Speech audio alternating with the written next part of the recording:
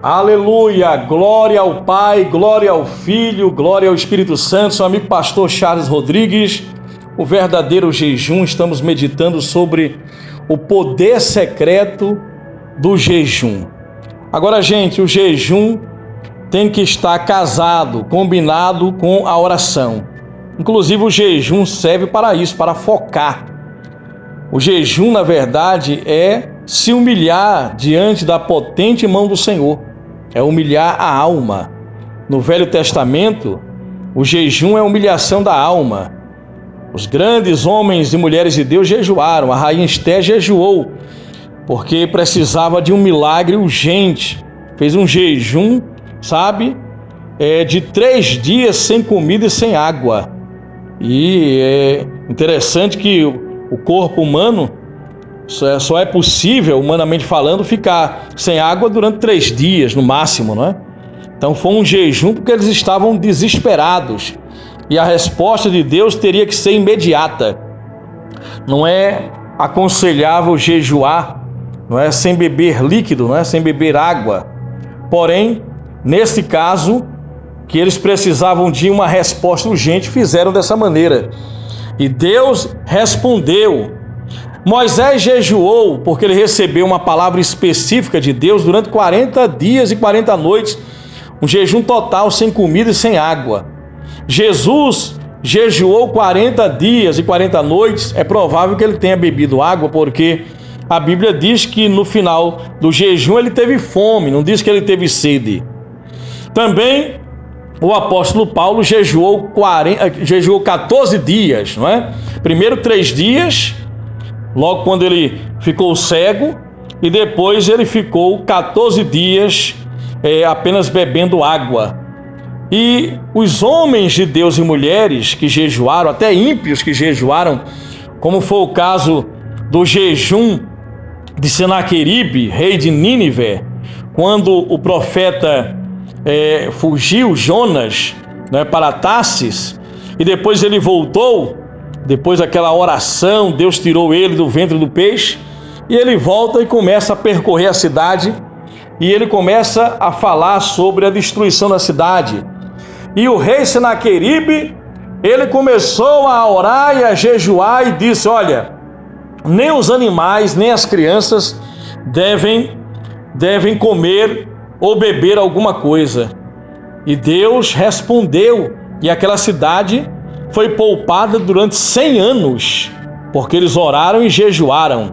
Meus amados, Joel fala sobre o jejum, e ele diz que até o noivo, a noiva, mais importante é jejuar, mais importante é orar, porque a oração vai trazer recompensa para as crianças, os jovens, os adultos, os velhos, e até o noivo e a noiva devem parar tudo para orar e jejuar. Então, em casos extremos, homens e mulheres na história, como Davi, que orou e jejuou, orava 7 vezes ao dia, e ele humilhava a alma dele. Humilhar a alma no Velho Testamento é jejuar. E ele orava e jejuava, e Deus o transformou num homem segundo o seu coração, e deu a ele grandes vitórias. A palavra de Deus diz, no profeta Isaías 58, fala sobre o verdadeiro jejum.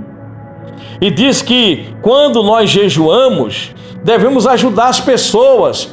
Em Isaías 58 diz que devemos ajudar os pobres. Nós devemos socorrer o aflito.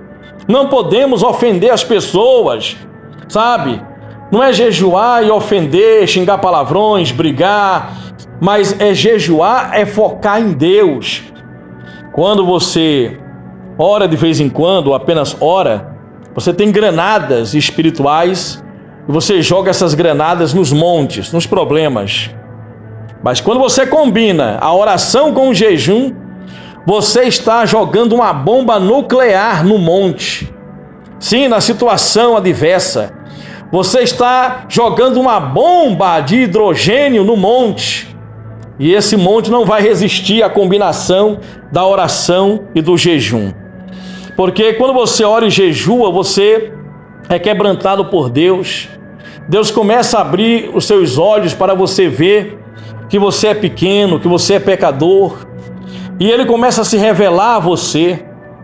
sabe, o poder de Deus começa a fluir na sua vida, sua alma se abre, seu espírito fica aberto para o Shekinah de Deus, e o Espírito Santo passa a dominar seu espírito, alma e corpo. Seu corpo passa a ser servo, sua alma passa a ser dominada pelo seu espírito, e o seu espírito fica conectado com a videira verdadeira, e o céu será o limite, tudo será possível. A palavra de Deus diz em Romanos 8, 26, que a vontade de Deus é que sejamos semelhantes a Jesus, que façamos as obras que Jesus fez, igreja. Então, meus amados, sabe, há benefícios para nós quando nós jejuamos. Veja, em primeiro lugar, você recebe revelação de Deus. Em segundo lugar, cura, integridade. Sua alma, seu espírito é curado. Depressão, angústia, vazio, isso desaparece. Em terceiro lugar, a justiça de Deus. Deus faz justiça. Lá em Lucas, capítulo 18, versículo 7, acaso Deus não fará justiça aos seus escolhidos que a Ele clamam de dia e de noite? Digo que fará justiça e depressa. Sabe, a presença de Deus, o Shekinah de Deus. Em quarto lugar, aonde você vai, a presença de Deus acompanha você, o Shekinah de Deus. Em quinto lugar, suas orações são respondidas quando você se humilha através do jejum. Você deixa de comer, você foca em Deus, você diz: Senhor, o Senhor está em primeiro. O jejum é isso. O jejum é a atitude de dizer que Deus é quem manda. Não é seu estômago que manda, que é o mestre, mas é Deus, é Jesus. Em sexto lugar, você recebe direção de Deus para fazer os seus trabalhos, para fazer isto ou aquilo. Em quarto lugar, paz, refrigério na alma. Refrigério. Você recebe refrigério, você recebe paz no seu espírito. Em nono lugar, você recebe força. Sim, a alegria de Deus é a nossa força, a alegria do Senhor. Em décimo lugar, encorajamento. Sabe, em meio a situações adversas, você vai trazer uma palavra de encorajamento, como Paulo. Quando sofreu o naufrágio, ele disse: olha, ninguém aqui vai morrer, não se preocupe, fiquem no navio. No 11º lugar, você abençoa as gerações futuras, seus netos, seus filhos. O jejum vai visitar a tua casa. O jejum vai fazer com que o poder de Deus visite teus netos, teus filhos.